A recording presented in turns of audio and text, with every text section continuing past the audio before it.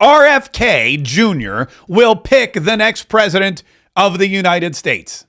That's a fact. RFK Jr., Robert F. Kennedy Jr. will pick the next president of the United States. The man with the least amount of support has the most amount of power in the 2024 presidential election. And we'll get to all of that here in just a minute. This Washington Post story and the subsequent tweets from Robert F. Kennedy Jr. about the campaign and about what his plans are in the future are very interesting. You know, a lot of people saw on Hannity the other night, like 2 nights ago, he was on Sean Hannity, and he was complaining about not being invited to the Fox News debate because he didn't have the requisite amount of, the support. He doesn't have the poll numbers that everyone else has. He's not going to be on the debate stage. And listen to what he told Sean Hannity, which made Sean Hannity was a little taken aback. I don't know if he wanted to laugh or cry or laugh again, but here's what he said. If Fox News lets me on the stage for the debate, I will win the election.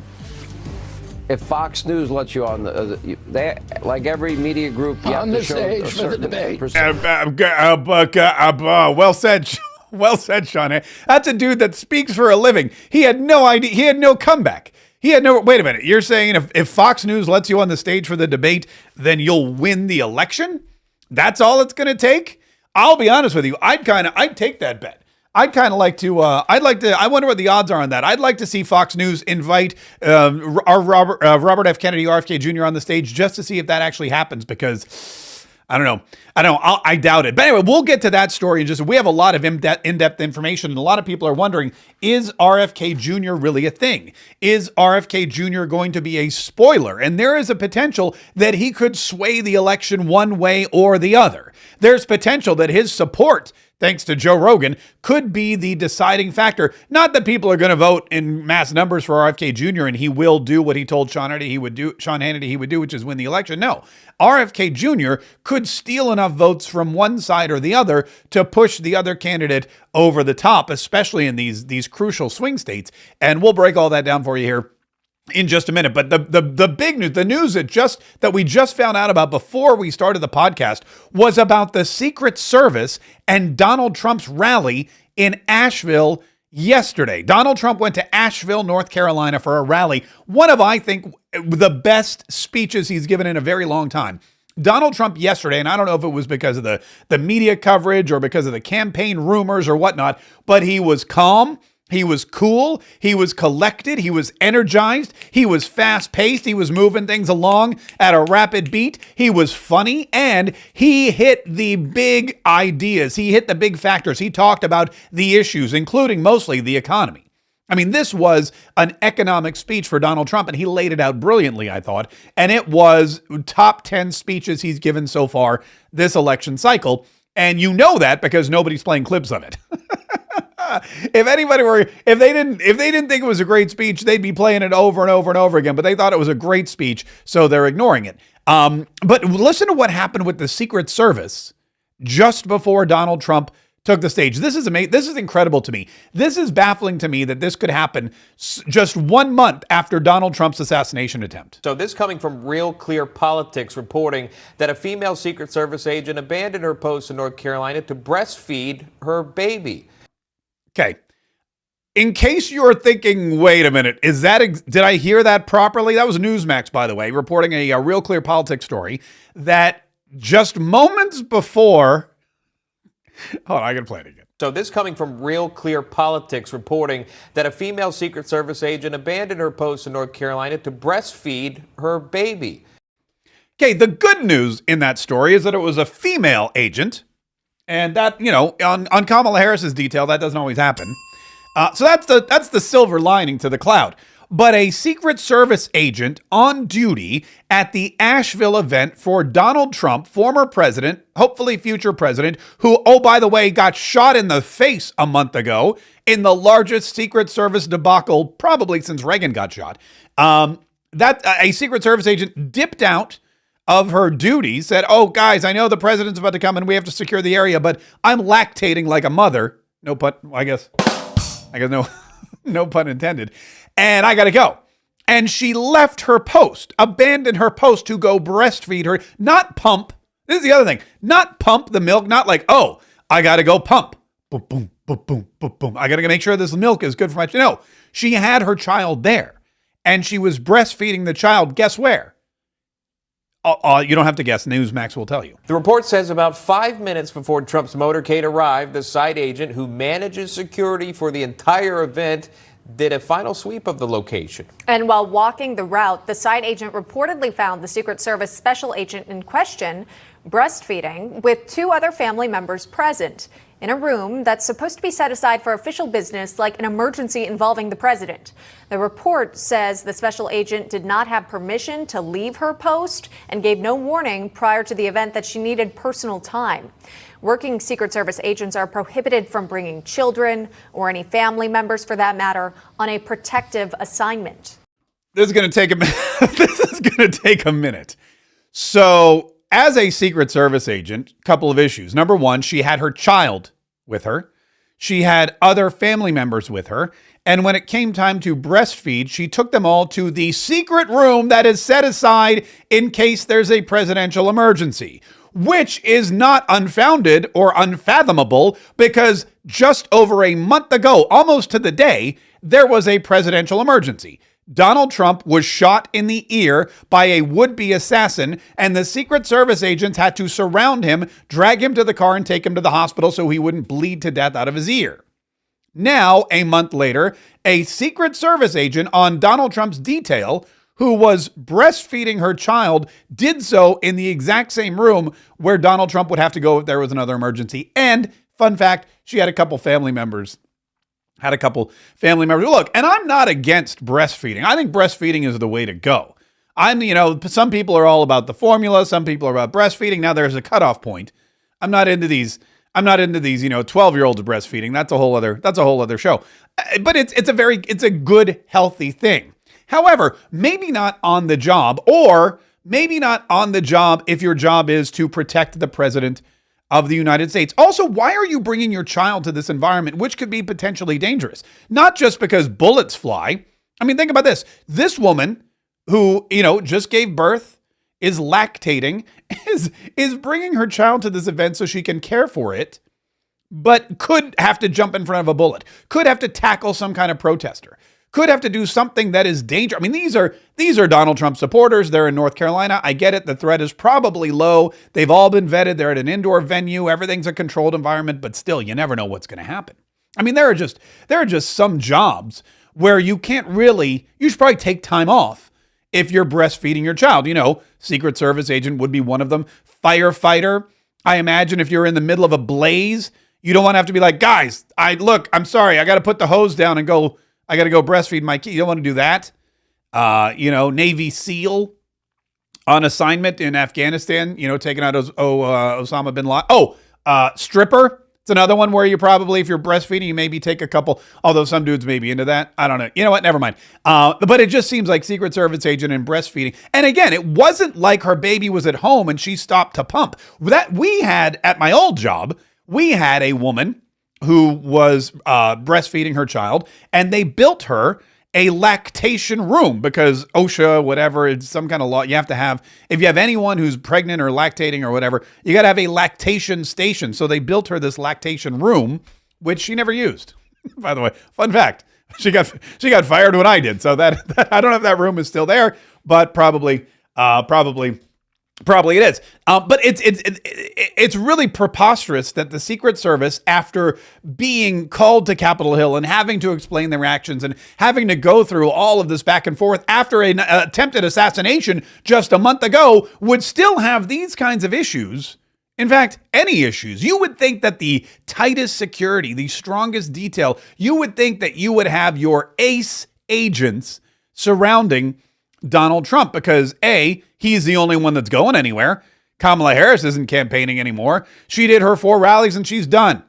Atlanta, Philadelphia, Wisconsin, Milwaukee. I'm sorry, Milwaukee's in Wisconsin. Michigan. She did 5 rallies and she's done. Oh, I'm sorry, Las Vegas. She did 6. She hit all the swing states and now you don't need Secret Service for her. Joe Biden only goes to the beach You only need 4 or 5 agents for that. Give Donald Trump the good people because you don't need any more of this negative publicity.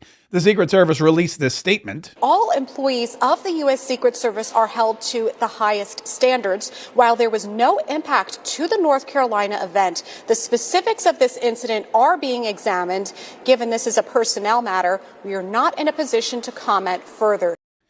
I can't imagine being the interim chief of the Secret Service and having this land on your desk. It's got to be one of those WTF moments, like, WTF are you people doing to me? I just got this job. The other woman resigned in disgrace. I just got this job and you're breastfeeding. You're leaving your post and you're bringing your family members to the... What is going on? It's like her family members are big Trump fans and they couldn't get tickets. So she's like, no problem. I'll sneak you in, but you got to wait in the back room and I'll pop in to breastfeed here in just a minute. It's a really bizarre story. And it's one that I definitely wanted to share with you real quick before we get into the meat of it. Look, there's a lot of crazy stuff going on, and the Secret Service really needs to be on its best. Oh, the DNC, by the way, is next week, and it's going to be a test for the Secret Service. It's going to be a test for all law enforcement. When I was at the RNC in Milwaukee, Wisconsin, about a month ago, what happened was they shut down the entire inner city around the Pfizer Forum and the other Panther Arena, all the other places where the convention was being held and the media were being housed, and all of the dignitaries, because you had a lot of dignitaries there. You had a lot of famous people. You had a lot of Congress people, senators were there. The entire Trump family was in attendance, delegates from every... It was amazing. And the security was top notch. Secret Service shut the place down. They had cops from all over. They had cops from Texas there on bikes. They had Texas biker cops just rolling around. I don't know what they were doing, but they were getting a lot of good exercise because there's a lot of hills, a lot more hills in Milwaukee, I think, than in Texas. But it was a very safe and secure place. And there weren't a lot of protests, a handful here and there.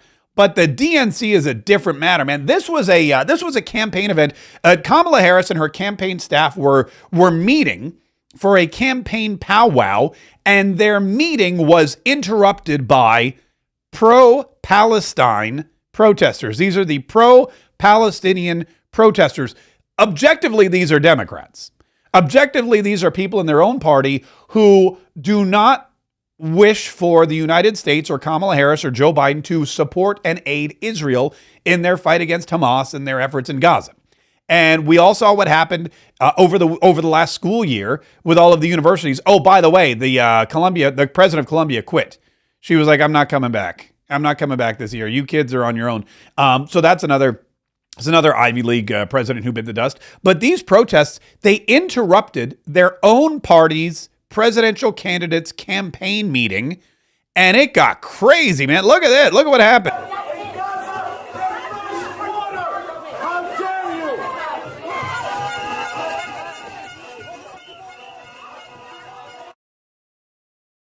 They started blowing the horns. They started getting in the face of the police. There's police all over. They've got the helmets on. Then they had to start beating people up. Then there was smoke bombs. They started throwing smoke bombs, and this big crowd just barged right into the place. You can see the smoke is kind of flying all over the place. There's cops everywhere. And that wasn't the only one. Here's another one. Here's another one. Look, the cops are now actively pummeling. This is in New York, by the way. The cops are actively pummeling these protesters, and there's hundreds of them. There's hundreds of them, and they're not giving in. They're disrupting Kamala Harris's campaign. They're disrupting the Democrat the process, and this is, by the way, half. This is half of the Democrat Party. And if you think this was bad in New York City, just wait till Chicago. What this is, what you're witnessing, or what you witnessed yesterday in New York with these pro-Palestinian protesters coming in and attacking Kamala Harris's campaign, is a fraction of what's going to happen in Chicago. Chicago is going to be ground zero for the civil war of the Democrat Party. It's going to be ground zero for the civil war of the Democrat Party, because these people, look at these people. They are wearing their scarves on their heads, and they are not afraid of the police. They are not afraid of anybody. They are willing to go to jail. They are willing to get stun gunned. They are willing to get tased. This guy's got a billy club. This police officer is holding his billy club in the air, getting ready to whack people, and they just don't care. It doesn't matter to them because they hate Israel that much. They hate the Israelis that much. and they want Kamala Harris to know that any and all support for Israel is unacceptable. Man, thank God she didn't pick the Jewish guy, huh? If she picked the Jewish guy, forget about it. I would not go anywhere near Chicago. I'm not going anywhere near Chicago anyway, but that would have been, God, that would have been the worst. That's what's going to happen in Chicago next week. And these are Democrats. They're not for Kamala Harris. They're not all these people that Kamala Harris is saying are for her, all these demographics, the minority groups and the college students and Gen Z. Gen Z is not for Kamala. They're for Palestine. And they don't want Kamala Harris supporting Israel. And Kamala Harris does. She has to. She has to pretend to support Israel because, well, there's a lot of Jewish people in the Democrat Party too, and they've got a lot of money, and they run the media networks, and the media networks are already angry with Kamala Harris because she's not doing any interviews. And what if she came out against Israel? That would be the final straw. And her only ally right now is the media. The media is running cover for her. And if she loses the media, well, then she's pretty much lost the election. These folks are not for her. Pro-Palestinian protesters are not for Kamala Harris. Gen Z is not for Kamala Harris. African-American voters are not for Kamala Harris. Oh, you know who is for Kamala Harris? Old white people in the retirement home. Old white people in the retirement home. They love them some Kamala Harris. They are so enamored with Kamala Harris. There's this song that they released yesterday. It's fantastic. It's really, this is a song that a bunch of old folks at the home got together on the front porch and put together and strummed out and published on the internet for the rest of us to enjoy. This is called, I think it's called We're Not Going Back. Take a listen. We're not going back. We're not going back, just like a tree that's planted by the water. We're not going back. Voting for our freedoms, we're not going back. Control of our own bodies, we're not going back, just like a tree that's planted by the water. We're not going back. Okay, it's more of the same. It's more of the same. But you just, oh my God, there's a couple things about the song that I love. First of all, it's such a catchy tune. And these people they look so just disengaged with life. You know, my father lived in a retirement community for several years, and this is exactly the kind of vibe that it has. These people that are just doing whatever. It's like somebody ran out of craft ideas, or they forgot what the activity of the day was going to be. So they're like, oh, we forgot it's supposed to be, I don't know, popsicle stick house day, but we forgot the popsicle sticks. I know. Let's round them all up. Everybody come on outside. Harold, grab your guitar. Let's sing a song for Kamala Harris. And that's what they came up with. We're not going back. We're not going back, just like a tree that's planted by the water. By the way, I don't get that symbolism either. We're not going back. I get, right? We're not going back. That makes perfect sense to me. What I don't get is the whole, just like a tree that's planted by the water. We're not going back. Do any trees go back? I mean, how is that? Well, I don't get the comparison. We're not going back to the way things were, just like that tree that's planted by the water. It's just like an old hippie rap. There's a bunch of old hippies that are just trying to relive their folk childhood or their folkhood, and there's just like the tree that's planted by the water. Just like a tree that's planted by the water. We're not going back. It's pretty good. It's a pretty good song. You know, I'm musical myself. I like to think, at least, that I'm musical myself. And I was inspired to write a version of that song that's, you know, better. And and luckily it was an easy song. Luckily, the old dude with the guitar who wrote it, used the 3 most basic chords ever. So it took like 15 seconds to figure it. They're like, Arnie, we need a Kamala song. He's like, C, G, F. Okay, I got it. So And so, it didn't take long enough. So anyway, here's a version of that song for voters with common sense. Here we go.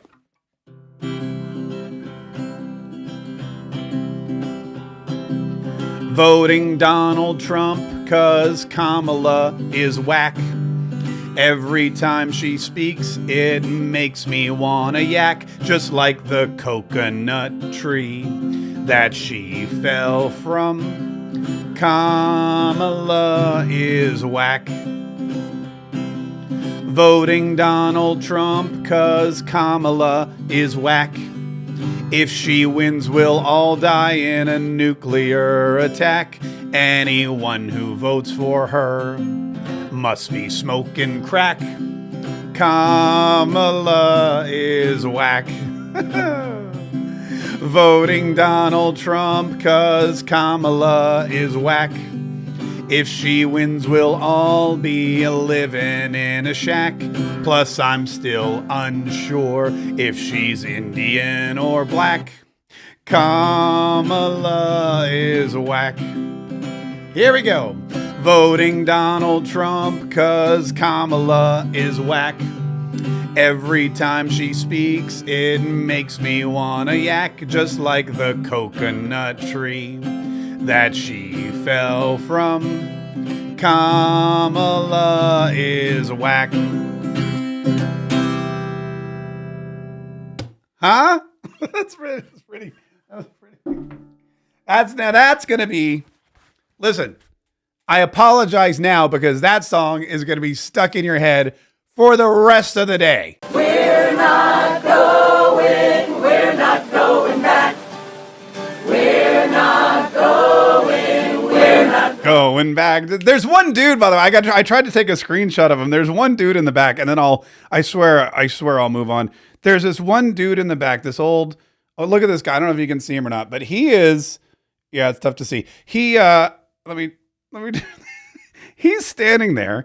This guy in the very back is holding this Harris sign, and he's not singing the entire time. His lips don't move. And he's just sitting there going, I'm going to call my kids and cuss them the hell out of I gotta get me into a new old folks home because this one's horrible. It's just, I feel really bad for that guy. Hey, listen, let's get to the RFK stuff and also Donald Trump's rally. We have a lot of the clips from Donald Trump yesterday at the rally. It was really fantastic. It was, like I said, it was one of his best speeches I think he's given this entire campaign cycle. But before we get to any of that, couple things that I want to remind you of. First of all, I would like to remind you that the Mark Kaye shop is open for beeswax. And fun fact, a lot of you have written to me and said, hey, I like this, but I'd like it differently, or I'd like this, but I want it in this color or this style. And just so you know, as an independent entertainer and broadcaster, as an independent merchant now, we have the ability to, I don't want to say customize, because we're not going to be fulfilling custom orders, but if there's something you like, odds are someone else will like it too, and we will listen to your suggestions and try to make them happen. Let me give you a couple of examples. For example, on the Mark Kaye signature line, we offer this orange zip hoodie. And it's a lovely orange terry cloth zip hoodie, and it has the Mark Kaye signature logo on it. And some guy wrote to me and said, I would take that in a second if you offered it in black, because we only offered it in safety orange. Well, I said, okay, great, no problem. We will offer it in black. And now he has a Mark Kaye signature hoodie on his way. We also decided to offer it in navy as well. So it's autumn or orange, black, or navy are the choices. Also, we have a lot of fans who like to show off their guns, as I'm told. And that's why these MAGA King tank tops are so popular. But we neglected to create the first time round a tank top in the Donald Trump signature style with this iconic quote from the RNC. America's future will be bigger, better, bolder, brighter, happier, stronger, freer, greater, and more united than ever before. That was the greatest speech, by the way, of this campaign cycle. But KC Soup, one of our Catriots in fantastic standing, Catriot extraordinaire, one might call it. KC Soup was like, dude, where's the tank tops for the Brighter Future collection? Because KC Soup's, got guns. She wants to show off her guns. And so we added, if you click on shop collection there, you'll see we've added a woman's brighter future tank.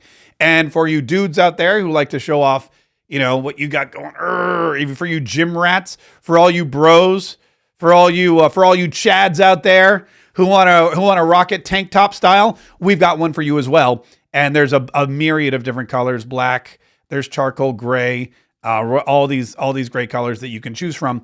And that is all at markshop.com, markshop.com. And again, if you use coupon code Merry Christmas at the top there, you'll get 10%. You'll get 10% off. And that is all, of course, courtesy of Kamala Harris being a Christmas hater. How dare we speak Merry Christmas? How dare we? And if you ever have any other suggestions, by the way, like, we're open to it. You know, we're open. If you're going to buy from us, we will, the customer is always right. So if there's something that you don't see on the store that you would like, by all means, let us know and we will make, oh, by the way, my wife and I were going over the inventory to find out if you want to know what everyone's buying, first of all, there's a little pop-up that shows you, but the signature Terry hoodie in pink is very popular. Also the camo shirt, which is right here, brighter future camo tee with the Marquez signature on the front and the quote on the back, is probably our second most popular item. And then, of course, the Marquez Saves the Republic line. We sell a lot of these mugs. We sell a lot of these decals, and we're selling more and more of these t-shirts every day.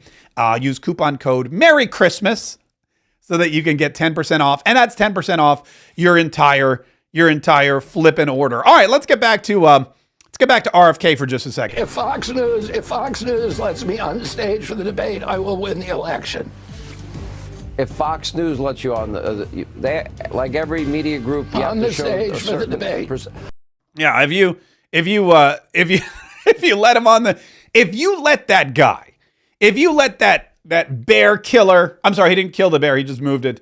If you let that bear corpse mover onto the stage with his gravelly, sexy voice, he's going to win not just the debate, mind you, the election. He's going to not just win the debate. The debate on Fox News is September 4th or 5th? It's one of those. It's coming up. And he's not qualified. Fox News has not extended an invitation to RFK Jr. But if they do, it's game over, folks. The election will be decided, and it will be decided in RFK Jr.'s favor. And that may be the Joe Rogan effect. You never know. But a lot of folks are saying, wait, what is going on with this guy? Well, yesterday, the Washington Post released a story, which really, it really caused a stir. Listen to this. Robert F. Kennedy Jr. tried to meet with Kamala Harris to discuss a cabinet position. Independent presidential candidate Robert F. Kennedy Jr. sought a meeting last week with Democratic nominee Kamala Harris to discuss the possibility of serving in her administration, perhaps as a cabinet secretary, if he throws his support behind her campaign and she wins, according to Kennedy campaign officials. Now, this is interesting. This is not the first time this happens, by the way. This happens a lot. This happened with, usually what happens is in the primary, for example, let's go back to 2020. In the primary, you had Joe Biden, and Joe Biden was losing. Joe Biden was the chosen candidate of the Democrat deep state. Joe Biden was the preferred candidate of Barack Obama and the DNC. They knew Hillary was a lost cause because she lost to Donald Trump. She was angry. She had this bad image. She hadn't shaken it off yet. She acted poorly when she lost to Donald Trump, so they needed some new, fresh blood. They didn't have anybody. They had Pete Buttigieg, the young gay mayor of South Bend, and America wasn't ready for a young gay mayor from South Bend. They had Bernie Sanders, who they just couldn't trust because, yes, he's old, but he's not a Democrat.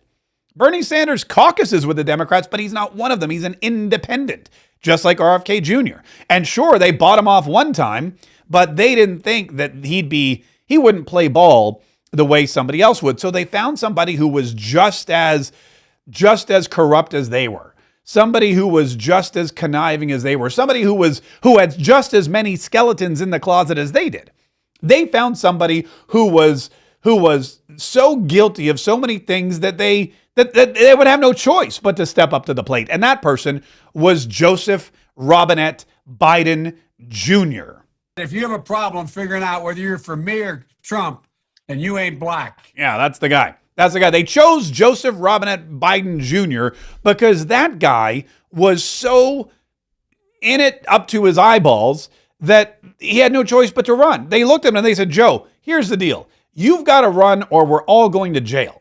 If you don't run, then Donald Trump becomes president, and guess what? Everybody's cooked. Hillary's cooked. Barack's cooked. Bill's cooked. Susan Rice is cooked. The whole party's going down. Pelosi's cooked like a Thanksgiving turkey. The whole party's going down, and we're dragging you down with us. Hillary's a lost cause. Barack's already served 2 terms. You're up next, sister.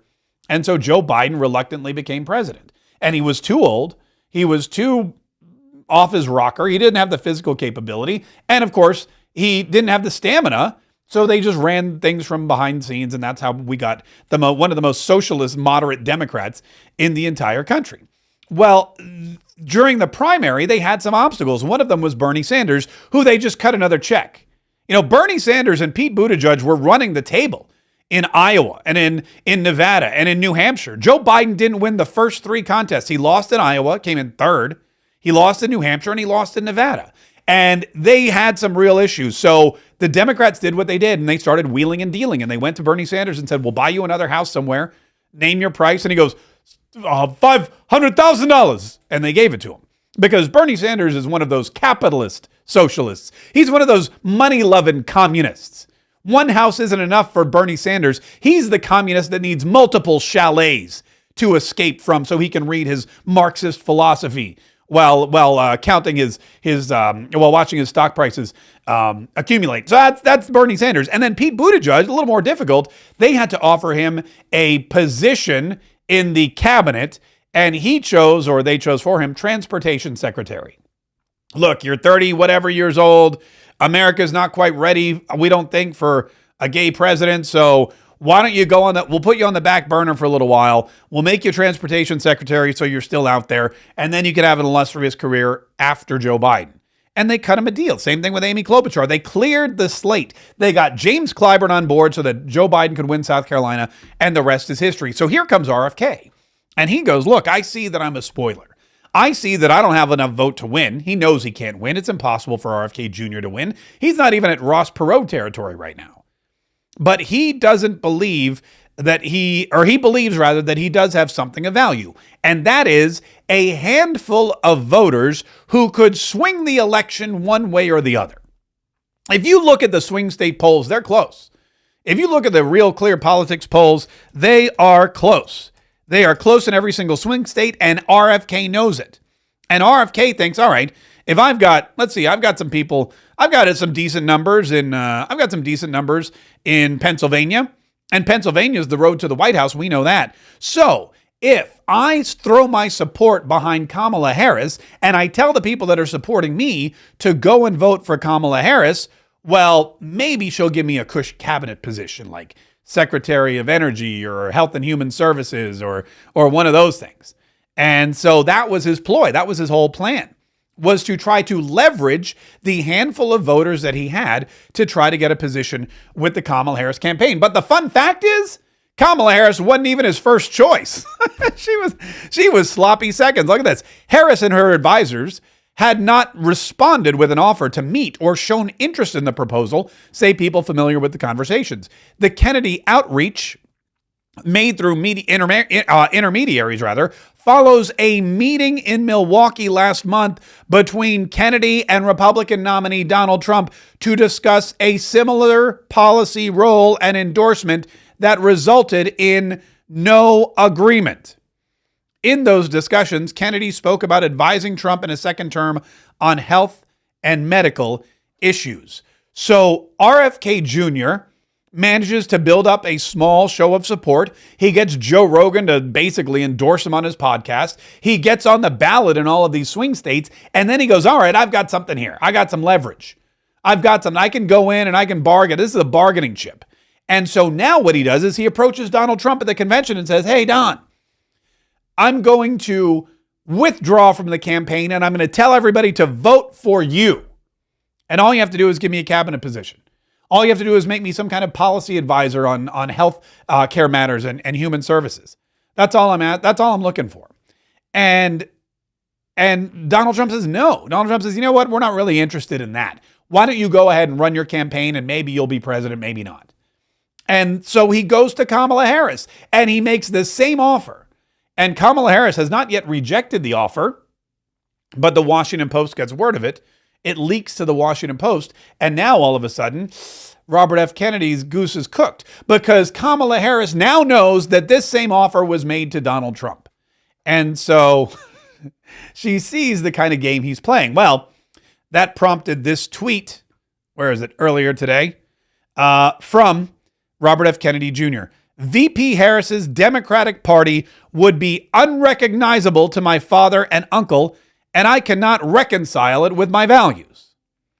The Democratic Party of RFK and JFK was the party of civil liberties and free speech. VP Harris's is the party of censorship, lockdowns, and medical coercion. Kennedy Democrats were anti-war. Kamala's is riddled with neocon warmongers. The RFK, JFK Dems were allies of Main Street, cops, firefighters, and working people. VP Harris's is the party of big tech, big pharma, and Wall Street. My dad and uncle's party was the champion of voting rights and fair elections. VP Harris's is the party of lawfare, disenfranchisement, and the coronation of its candidates by corporate donors and party elites. I've used our nation's courts to prosecute corporations who hurt Black Americans. VP used our nation's courts to mercilessly prosecute Black Americans and to exploit them for their labor. My father and uncle prided themselves on their skills at debate and their ability to articulate a coherent vision for our country. VP Harris is scared to debate and can't survive an unscripted interview. Instead of outlining a vision, she relies on middle school tactics, memes, forged headlines, infantile slogans, and name-calling. I've spent years battling government corruption and lies. VP Harris spent years gaslighting Americans about the health of our commander-in-chief. I have no plans to endorse Kamala Harris for president. I do have a plan to defeat her. So I guess the job offer is off the table. Man, talk about rescinding your resume. Talk about pulling that offer. You know what? I'm no longer interested in working for you. I'm now going to defeat you. But I'm going to be honest with you. This isn't good news for Donald Trump either. Because what he's done is basically stolen Donald Trump's entire platform. He's stolen Donald Trump's talking points. What he's done is said, you know what? I'm not a Kamala Harris Democrat. I'm a Donald Trump Democrat. And for the Democrats on the fence, or the moderates on the fence, or the swing state voters who are on the fence who just can't stomach Donald Trump, or just don't like Donald Trump, or think Donald Trump is a devil, or think that Donald Trump is a racist or a white supremacist, or that he's the horrible person in general, blah. For those people, Robert F. Kennedy becomes a palatable choice. Why? Well, because he's basically just pointed out everything that these people hate about Kamala Harris. I mean, it's uncanny. He goes, look, there's civil liberties and free speech. She's censoring people. She's all about war. She wants constant, never-ending wars. She's made things less safe for people. She's defunding the police and the firefighters, and she's siding with Wall Street, and nobody has any money. And voting rights and fair elections are up in the air, and lawfare is horrible. And she's not debating anybody. She's hiding. She's running and hiding. He's taken Donald Trump's entire platform and he's made it his own. And so now he's become a non-Trump Trump. He's become the more enticing and more stomachable choice for voters who don't like Kamala but don't want Donald Trump back. Now, the fact of the matter is, and some will argue with me, but they will always be wrong. A vote for Robert F. Kennedy Jr. is a vote for Kamala Harris. And he's basically told you that right here. He's told you that he has no path to victory. He has no path to victory. He's not winning a single state. And you need, last time I checked, 270 electoral votes to win. He has 0. Donald Trump is well on his way to 270 with 251 solid votes, even though some people say Georgia's up in the air and Pennsylvania goes to Kamala Harris. We know those aren't true. We know those polls are bogus. We know that RFK is going to lose, and now he's attacking Kamala Harris. So if you vote for RFK, odds are you don't like Kamala Harris. If you don't like Kamala Harris, you should probably just vote for Donald Trump. Because if you don't like Kamala Harris and you vote for RFK, you're going to get Kamala Harris. That's just the fact of the matter. This election, the margins are so slim. The margins are so slim. Every poll, it's back and forth, back and forth. In Pennsylvania, Donald Trump leads by 2 percentage points. That could slip. That could change. And if RFK voters are all of a sudden voting for RFK instead of Donald Trump because they think he has a chance to defeat Kamala, they're feeding into Kamala. Those are votes for Kamala Harris. Third parties are not in a position of power. And I know that there's libertarians who love this show who disagree with me. And I know that there's Green Party candidates who probably don't listen to this show, but who disagree with me. But the fact of the matter is, you have one vote. Unless you're a deceased Democrat, then you have multiple. You have one vote. If you're like you or me, you have one vote. And if you give it to somebody with no chance to win, you're taking it away from somebody with a chance to win. And right now, there's only 2 of those people, Donald Trump and Kamala Harris. But I guess if he gets on the debate stage, RFK Jr. If Fox News lets me on the stage for the debate, I will win the election. If Fox News lets you on they like every media group, you on have to the show stage a for the certain debate. On the stage for the debate. I've never seen Sean Hannity. I've never seen him speechless. I've seen him not speak, mostly because he had barbecue. And a fun fact about Sean Hannity, whenever he travels, because he would come to Jacksonville a lot to do his show, and it was great. I loved when Sean Hannity would show up, because Sean Hannity, being the Fox icon and multi-millionaire that he is, he had all these, I won't say demands, but he had like a rider, or I guess I would say he had, when you're like a band or when you travel, you have a rider. So when you show up in your dressing room, if you want a specific kind of bottled water, or if you want, like the famous one was Diddy just wanted wanted red M&Ms. So they had to pick out all the other, I don't know if he's got bigger problems than what color M&Ms he's eating these days. So we'll leave that alone. But Sean Hannity, he always wanted like a layout of barbecue, which was fantastic because they never wanted to run out. So they would order like 5 times the amount of barbecue. Sean Hannity, you'd walk in the studio. I'd be like, hey, Sean, what's up? He'd be like, Mark, come on in. And there'd be platters of pork barbecue and collard greens and cornbread and brisket and all, like enough for 20 people. But it was him and his producer. He's like, have some barbecue. It's all good. I was like, great, thanks. So that was the best thing about Sean Hannity, traveling around. But the only time I ever saw him speechless was when he was shoving barbecue in his mouth. Another funny story, years ago, when I was just starting off in radio, I was filling in for an afternoon show on a music station, and Edwin McCain was scheduled to come in for an interview. And the guy that was supposed to interview him got sick, so it was me. And I asked him, I had no idea. I'd never interviewed a celebrity at all. And Edwin McCain comes in, and I said, do you have a rider? And he goes, oh, yeah, I got a rider. I go, what's the funniest thing on your rider? He goes, this is my first tour. And I wasn't really sure what a rider was. So I was talking to my manager. He goes, if you want anything, put it on your rider, and whenever you go to a venue, it'll be there in the dressing room. So he and his band thought it would be funny.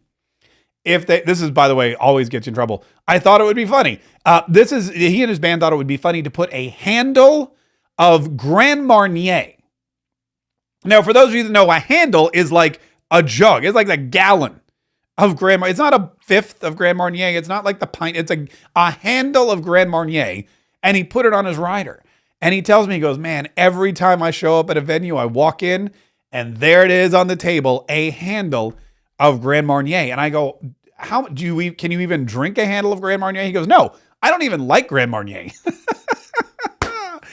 Oh man, I got a ton of rider stories for you, but I won't bore you because we want to get to Donald Trump's rally yesterday. Donald Trump and his rally. He was in North Carolina, Asheville, North Carolina yesterday, and Donald Trump was in rare form. He was in great spirits. He had a great message. He was out there and he was pummeling Kamala Harris, and he was pummeling her record, and he was talking about the economy, and he was inspiring people to vote for him, because really what this election is it's not a question of who you're voting for.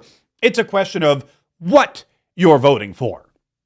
You could be voting for Donald Trump. You could be voting for Kamala Harris. You could be throwing your vote away by voting for RFK Jr. But really, It's not about the people. It's about what you get with that particular person. And Donald Trump gets that, and he understands that, and he knows that. And that's what he's trying to relay, not just to the Trump faithful, not just to the MAGA faithful who are there, but to anyone else who happens to listen.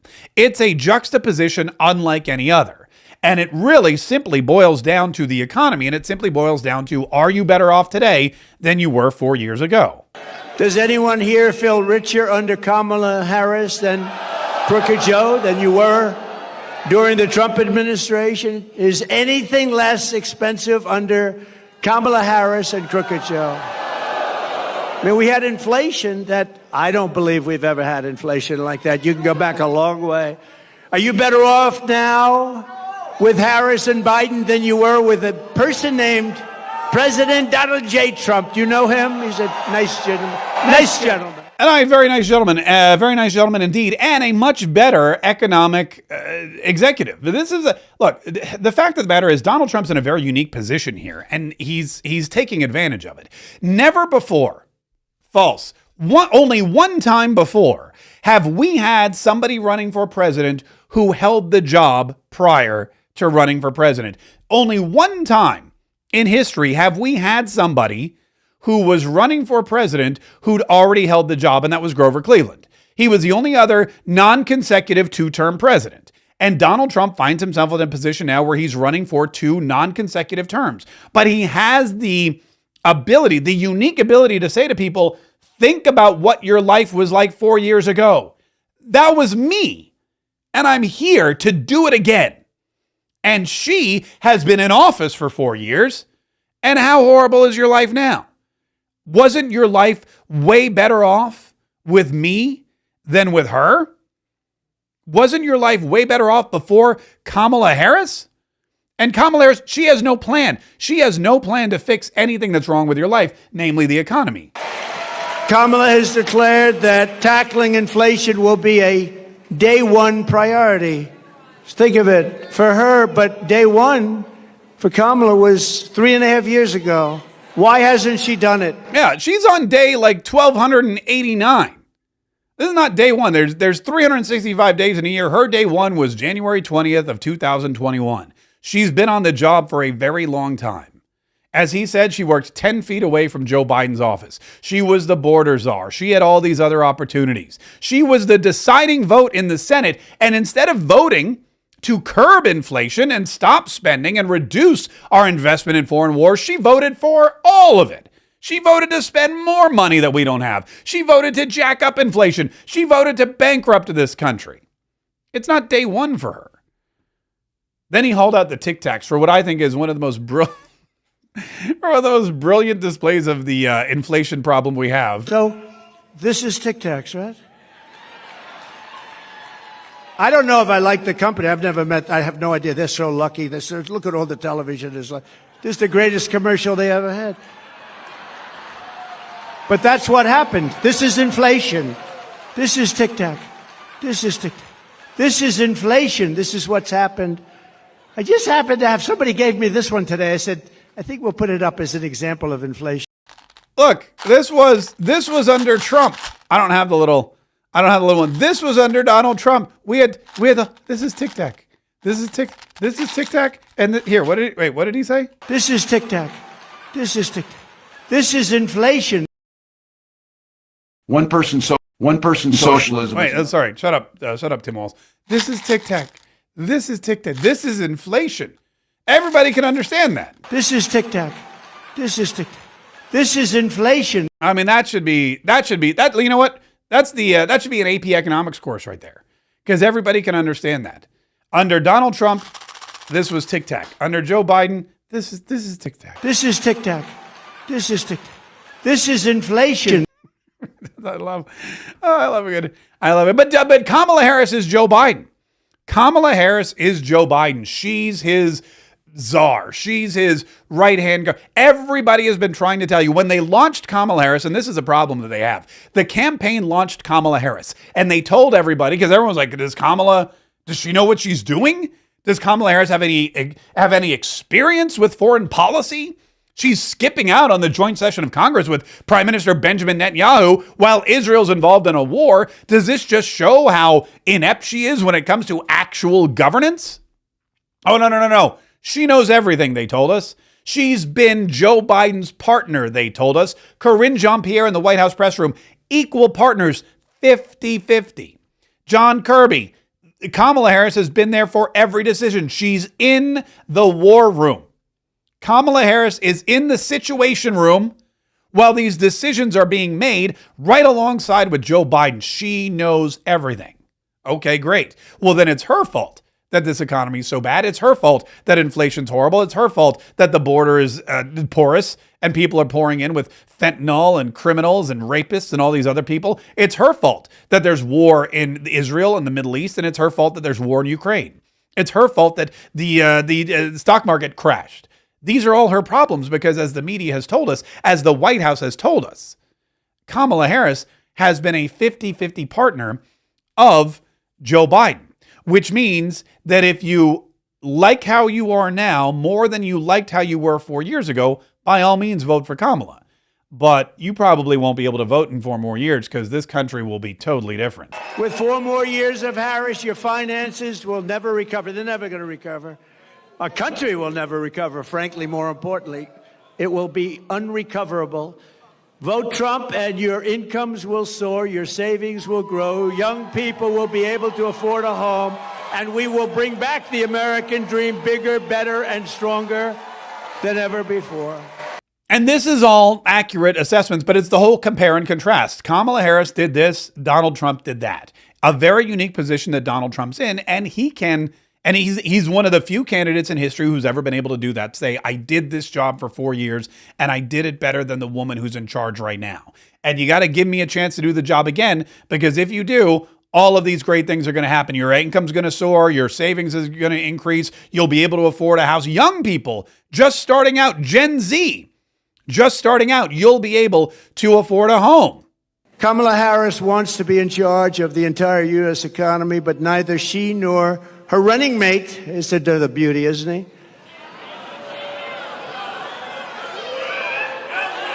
He signed a bill. He wants tampons in boys' bathrooms. I don't think so. Tampons. In North Carolina, they don't like they don't like tampons in boys' bathrooms. In North Carolina, what are you voting for? Not who. What are you voting for? You're not voting for Kamala Harris. You know what you're voting for? Tampons in boys' bathrooms.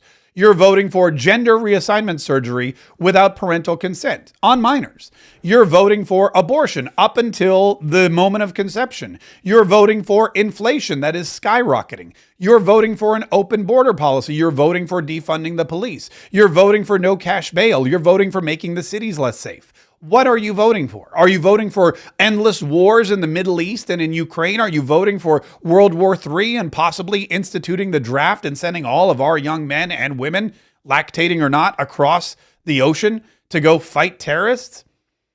Not who are you voting for? What are you voting for? Are you voting for Kamala Harris or are you voting for Donald Trump? Are you voting for a lower economy? Are you voting for higher incomes? Are you voting for lower gas prices? Are you voting for higher property values? Are you voting for a closed border, a wall, border patrol, border protection? Are you voting for stay in Mexico? Are you voting for the largest deportation in the history of our country of illegal immigrants who are here illegally and bleeding our system to death? $5 billion they spent in New York. Are you voting for that? Or are you voting for Donald Trump, who's going to make America rich again and strong again and happy again? Are you going to vote for ending the war in Ukraine, ending the war in Israel, building an Iron Dome here at home to keep us safe from the missiles that constantly get closer and closer from our Axis powers, our new axis of evil, Russia and China and North Korea and Iran? Are you voting for helping the police officers keep the streets safe? Are you voting for a parental say in education? Here in Florida, we have parental rights in education. You don't have that everywhere else. Are you voting to get DE&I out of the workplace and out of the public schools? Is that what you're voting for? Great. That's great. Vote for Donald Trump. in 83 days. With the help of everyone in this room, 83 days from now, can you imagine 83 days? We're almost there. We got to get it. We're going to defeat super liberal, more liberal than Bernie Sanders. Did you hear that? The most liberal person in the Senate. Can you believe that? We're going to defeat Kamala Harris. We're going to win back the White House in a historic landslide, and we're going to take back our country. We're going to take it back. That's what you're voting for. You're voting for taking back your country. You're voting for taking back your rights. You're voting for taking back your money. You're voting for taking back your speech, your freedoms. You are voting for taking back everything that was taken from you over the last 4 years. And you're voting for sending Kamala Harris out the door. This November, voters are going to give radical liberal Kamala Harris the opportunity to try something new, a real job in the private sector for the first time in her life. That's kind of, that's a good. Listen, Donald Trump's on message. Donald Trump's on point. And for those people that are out there saying all he ever talks about is Kamala Harris is being a black or an Indian, or Kamala Harris calling her names, calling her stupid. All he ever talks about is crowd size. He doesn't. He talks about what the country was and what the country is and what the country can be again. And I would tell all those Jello eating old folks, with the guitar on the front porch, we're not going back either. We're not going back. We're not going back. Yeah. I got a couple of requests for. People have been asking if I'll play my song. You know what? I will. I'll put it on. I'll put it on Instagram or TikTok, or maybe I'll turn into. Well, you know what? I'll play it for you. Don't rest assured. If I do something great, I play it over, and you guys know that I play it over and over and over and over again. And he said, "No way." And I said, way. Yeah. Listen, this has been a lot of fun. We covered a lot of ground. Like I said, we had some breaking news, but I was glad we were able to get everything in. Quick reminder, a couple things. First of all, the Mark Kaye shop, which is not here. It's, hold on, let me pull it back up. The Mark Kaye shop is open for business, and you can get whatever you want. Your Brighter Future collection. You can get your MAGA King gear, your hoodies, your sweatshirts, your sleeveless tank tops, so you can show off your guns. We've got caprins and mugs. The Mark Kaye Saves the Republic signature t-shirts are very popular, as well as all of your Katriot gear. And for all of you Katriots out there, there's a couple things you can do.